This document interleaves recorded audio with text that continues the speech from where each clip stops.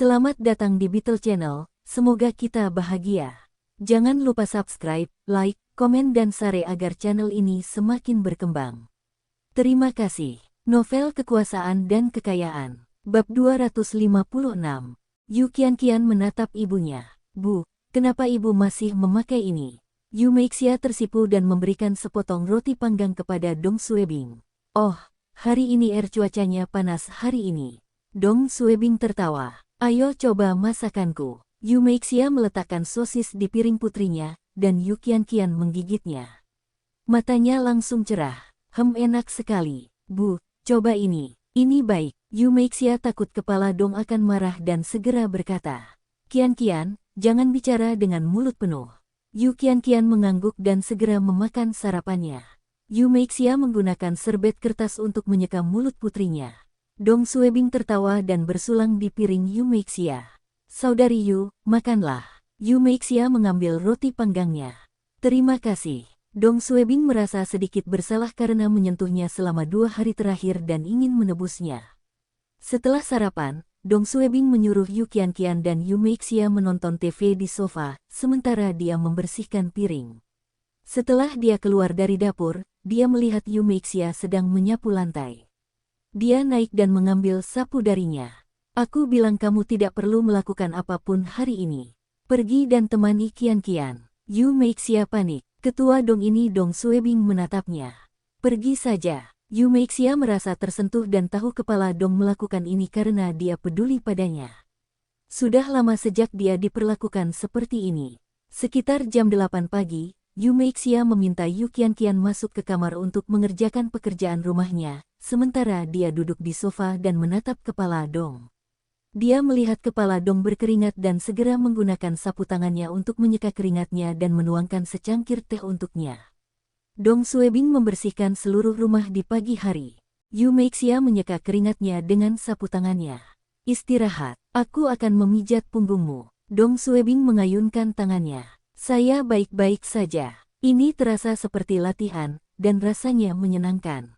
Jika itu terjadi di masa lalu, Dong Suebing akan kelelahan setelah semua pekerjaan rumah tangga ini. Namun setelah dia masuk dinas pemerintahan, dia mulai jogging dan berolahraga setiap malam. Stamina dan kekuatannya jauh lebih baik dari sebelumnya. Kakak Yu, apa yang kamu lakukan tadi? Membaca. Saya membeli buku tentang pijat. Kamu tidak perlu membacanya. Anda sangat pandai memijat, dan tidak perlu membacanya. Yu Meixia menggelengkan kepalanya. Kepala Dong memperlakukannya dengan sangat baik.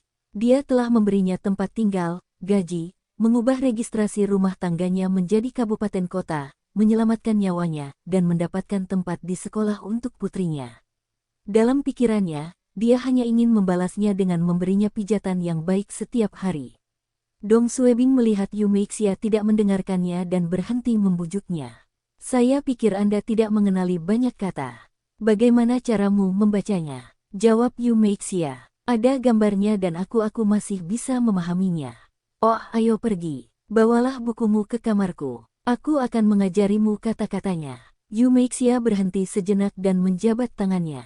Itu terlalu merepotkan. Anda tidak perlu melakukan ini. Lagi pula aku bebas. Ayo cepat. Dong Suebing kembali ke kamarnya. Yu Meixia berpikir dan menutup pintu di belakangnya setelah dia memasuki ruangan dengan bukunya. Yu Meixia duduk di samping Dong Suebing, dan Dong Suebing berdeham dan menepuk pahanya. Datang dan duduklah di pangkuanku. Yu Meixia menunduk dan tersipu. Dia bergumul dalam hatinya, dan pada akhirnya, dia masih duduk di pangkuan Dong Suebing dengan bukunya. Yu Meixia membalik bukunya. Ini aku tidak tahu kata ini. Dong Suebing memeluk pinggangnya dan menempelkan dadanya ke punggungnya. Dia meletakkan dagunya di bahu Yu Meixia dan berkata, biar kulihat. Oh, kata ini adalah Ci. Itu adalah kata untuk Cisui air kolam dan digabungkan dengan kata di depannya, menjadi Feng Ci. Ini adalah titik akupuntur, dan terletak di belakang leher. Sebenarnya Yu Meixia tahu kata ini. Tapi dia terlalu gugup dan hanya menunjuk ke karakter acak di buku. Lalu kata apa ini? Karakter ini adalah Sen, Ren Sen Ginseng. Saat mengajar Yu Meixia, tangan Dong Suebing mulai bergerak. Yu Meixia memandang Dong Suebing dengan mata berair. Ketua Dong hentikan Qianqian ada di luar. Dong Suebing melihat Yu Meixia tidak mau, dan dia memegang tangannya dan memainkan jari-jarinya. 1 jam 2 jam ketua Dong, aku harus menyiapkan makan siang sekarang. Yu Meixia terengah-engah. Dong Suebing melepaskannya dengan enggan. Oke, saya akan memasak makan siang hari ini. Apa yang kamu inginkan untuk makan siang? Yu Meixia bangkit dari pangkuan Dong Suebing dan segera meluruskan bajunya. Saya baik-baik saja dengan apapun. Aku akan membantumu. Oke. Dong Suebing sudah lama tidak memasak, dan makanannya terasa biasa saja. Setelah makan siang, Yu Qianqian menguap. Bu, aku mengantuk. Yu Meixia membelai rambut putrinya. Apakah kamu sudah menyelesaikan pekerjaan rumahmu? Tidurlah. Dia berbalik dan menatap Dong Suebing. Apakah kamu akan tidur siang? Aku akan membereskan tempat tidurmu untukmu. Dong Suebing menggelengkan kepalanya. Tidak dibutuhkan. Pergi dan tidur siang bersama Qianqian. Oh, bisakah kamu tidur sendirian? Yu Meixia tersipu. Dia tidak bisa tidur nyenyak selama beberapa hari terakhir dan diganggu dengan segala macam mimpi buruk yang aneh. Sampai kepala Dong memegang tangannya dan tidur di sampingnya, dia bisa rileks dan merasa aman. Aku tidak tahu, jawab Dong Suebing. Kalau begitu aku akan duduk di sampingmu sampai kamu tertidur. Yu Meixia dengan cepat berkata. Tidak perlu, itu terlalu merepotkanmu. Saya Dong Suebing mengabaikannya dan mengikuti mereka ke kamar. Dia duduk di kursi di samping tempat tidur. Baiklah, istirahatlah. Yu Meixia mengertakkan gigi dan berkata. Itu terlalu merepotkan. Kamu sibuk sekali, bagaimana aku bisa memintamu duduk di sampingku saat aku tidur? Ketua Dong, kenapa tidak? Yu Meixia memandang Dong Suebing. Kenapa kamu tidak kita bersama? Yu Meixia terlalu malu untuk mengatakannya. Dong Suebing berdeham dan bertanya. Apakah tidak apa-apa? Yu Meixia mengangguk dan meminta putrinya, yang tersipu, untuk bergerak ke tepi tempat tidur. Dia juga naik ke tempat tidur, di samping Yu Qianqian dan memberi Dong Suebing ruang yang luas. Dong Suebing sedikit kecewa karena tanpa malu-malu dia ingin tidur di antara ibu dan putrinya. Tapi sekarang, Yu Meixia telah menempati bagian tengah tempat tidur, dan dia tidak punya pilihan selain berbaring di sisi yang lain. Dia melepas bajunya dan pergi ke bawah selimut. Saudari Yu, jika kamu takut, kamu bisa memegang tanganku. Oke, terima kasih. Meskipun Yu Qianqian masih muda, dia tahu tidak pantas tidur bersama. Namun, ibunya setuju, dan dia tidak keberatan. Yu Meixia juga tidak ingin hal ini terjadi. Tapi kepala Dong telah memperlakukannya dengan baik, dan dia tidak bisa membiarkan kepala Dong menunggu di sampingnya saat dia tidur. Terlebih lagi, mereka tidur bersama tadi malam. Tempat tidur ini adalah tempat tidur berukuran queen. Tapi ada cukup ruang karena Yu Qianqian kurus, dan Dong Suebing langsing. Pasangan ibu dan putrinya juga tidur miring untuk memberi ruang bagi Dong Suebing.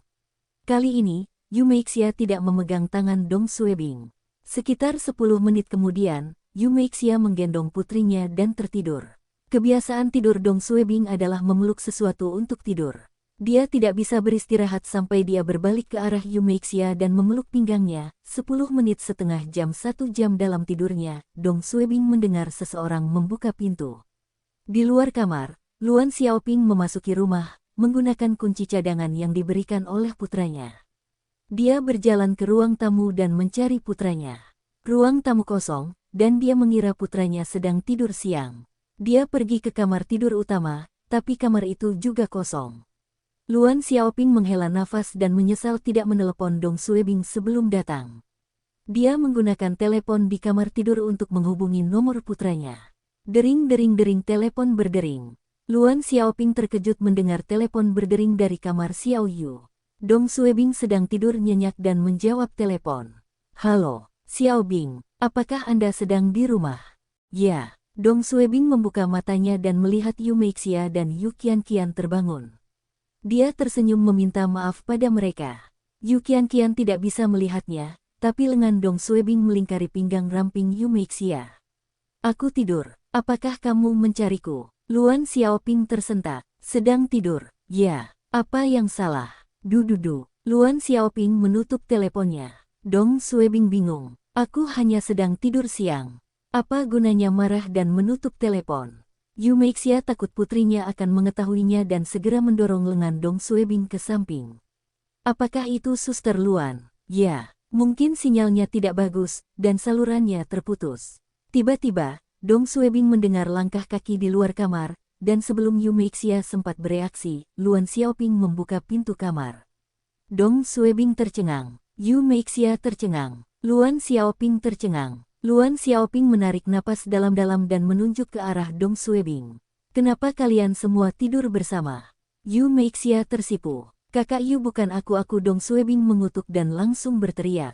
Kembali 1 menit. Lingkungan sekitar berubah. Saat Dong Suebing kembali ke 1 menit yang lalu, dia segera bangkit.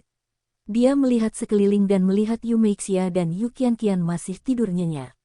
Dia bisa mendengar langkah kaki di ruang tamu, dan dia segera bangkit dan mengenakan kembali bajunya.